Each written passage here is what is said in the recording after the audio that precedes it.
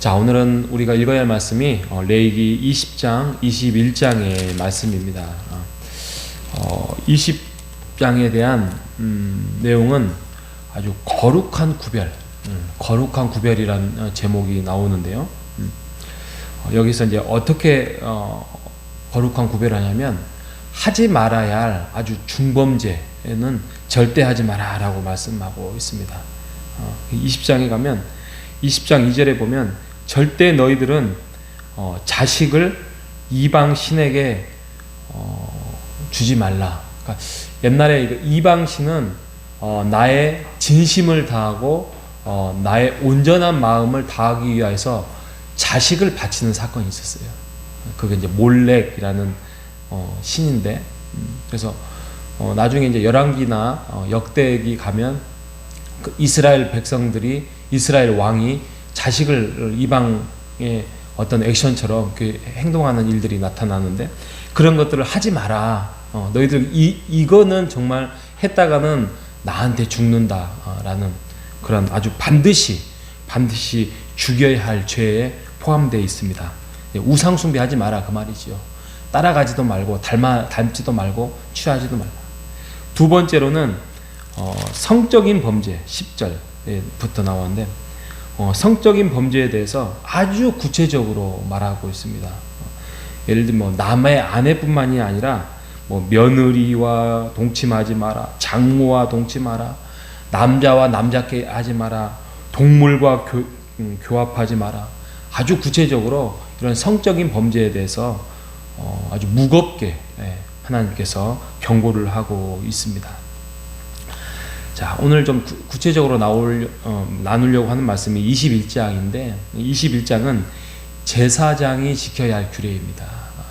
이제 백성들한테 말씀을 한 거에 대한 내용이라면, 이제 21장은 좀 더 구체적으로 엄격하게 다루고 있는 부분입니다. 그러니까 제사장은 오늘 21장 4절에 나와 있는 것처럼 제사장은 그의 백성의 어른이다라고 말합니다.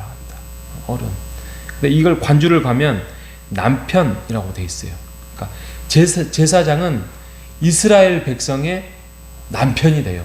머리가 된다는 거예요. 물론 머리는 예수 그리스도라고 우리 하지만 이 당시로 말하면 머리가 되는 거예요. 그러니까 모범이 돼야 되니까 너희들은 더 엄격해야 된다라고 말씀을 하고 있습니다. 그러면서 세 가지를 말씀을 하고 있는데, 첫 번째로는 제사장이 지켜야 엄격할 게 뭐냐면 시체를 만지지 마라. 그리고 두 번째로는 부정한 여인들과 가까이 하지 마라. 멀리하라. 세 번째로는 몸에 흠이 없게 하라라고 이 세 가지를 말씀하고 있습니다.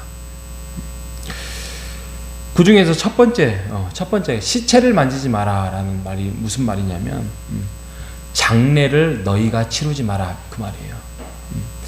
오늘날 문화로 말하면 그렇죠. 오늘날 이제 가족들 중에 교회 공동체 안에서 가족이 이제 죽거나 부모님들이 죽거나 그러면 이제 목사님들이 옛날에 장례를 직접 치루었습니다. 직접 염을 뜨고 이렇게 하는. 제가 신학교 다닐 때만 해도 20살, 20대 때 지금 돌아가시는 원로 목사님이 직접 이렇게 염을 뜨고 했습니다. 저는 신학교 다닐 때 정말 걱정이 많았습니다. 저는 겁이 많아서 그걸 할 수 없고 무서울 것 같은데 과연 내가 그런 걸 직접 할 수 있을까? 그런데 문화가 바뀌어버렸어요. 그 전문가들이 다 따로 있고 이제는 예배 절차만 하게 되는 이런 것이 있는데, 성경에 보면 그렇게 말하고 있습니다.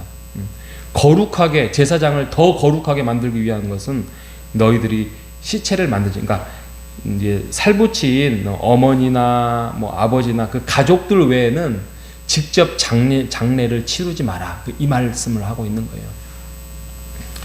왜 그러냐면 제사장의 역할이 분명하기 때문입니다. 제사장은 죽은 사람의 장례를 치루어 줌으로써 그 역할을 하는 것이 아니라, 제사장은 살아있는 사람들을 거룩하게 하는 사람이에요. 그래서 살아있는 사람들이 죄를 지었을 때 죄를 씻어주고 또 성소에 들어가고 지성소에 들어가고 하면서 하나님 앞에 만나게 하고 또 죄를 씻어주게 하는 그러한 역할이 있는 거지, 죽은 사람의 장례를 치르면서 죽은 사람을 복되게 하는 것이 아니다. 근데 오늘날은 좀 달라요. 오늘날은 교회가 장례를 잘 치료해야 돼요. 왜냐하면 그게 전도의 효과가 있거든요. 그게 전도의 효과가 돼요. 교회를 잘 나오지 않는 사람들이 교회에서 정말 열심과 성의를 다해서 잘 섬기면 그의 가족들이 나오는 경향이 있어요.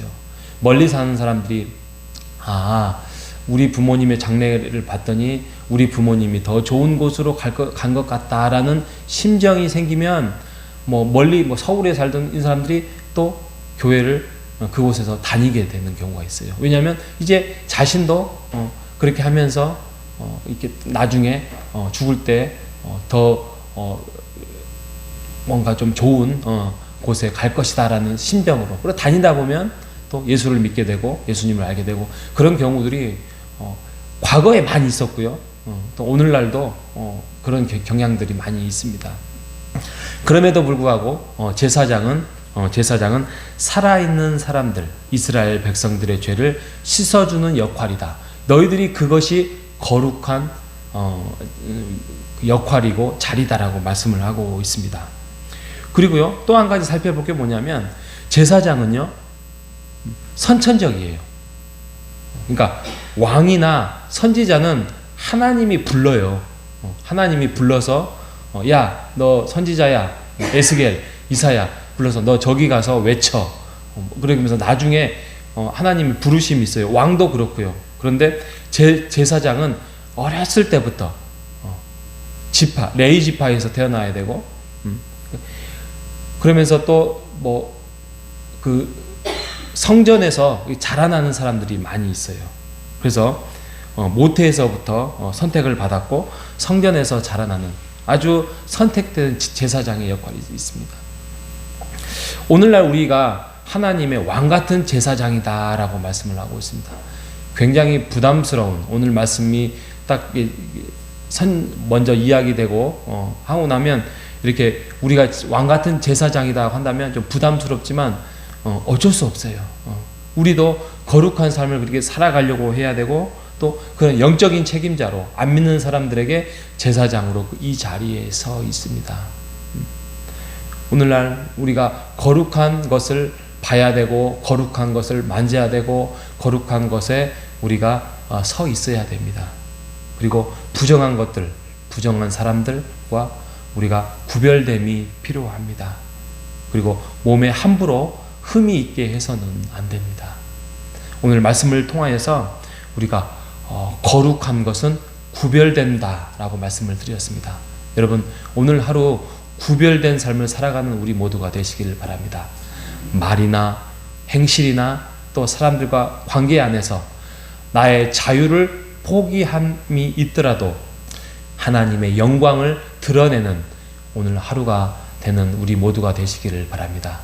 그러게 될 때에 하나님의 영광된 삶을 살아간다라고 말씀을 합니다. 오늘 하루도 복된 그러한 거룩한 삶, 영광된 삶, 구별된 삶을 살아가는 우리 모두가 되시기를 주님의 이름으로 축복합니다. 하나님 아버지 감사합니다. 구약시대에 왕도 있었고 선지자도 있었고 제사장이 있었음에도 제사장에게 특별히 영적인 책임, 어렸을 때부터 성전에서 자라나게 해서 제사장의 역할을 산자의 역할로서 하나님 부르신 은혜를 감사합니다. 오늘날 우리에게도 영적인 제사장으로 불렀습니다. 하나님, 안 믿는 자들에게, 영적으로 죽어가는 자들에게 하나님, 우리가 선한 말과 선한 행동으로 또 그들을 향한 관심과 기대감으로 우리가 그들을 위해서 기도하고 힘쓰고 전도하는 마음을 가질 수 있도록 인도하여 주시옵소서. 그래서 우리가 살아있는 교회, 살아있는 그리스도인, 살아있는 예배자, 산자의 하나님의 산자의 자녀로 살아갈 수 있도록 인도하여 주옵소서. 살아계신 예수님의 이름으로 기도합니다.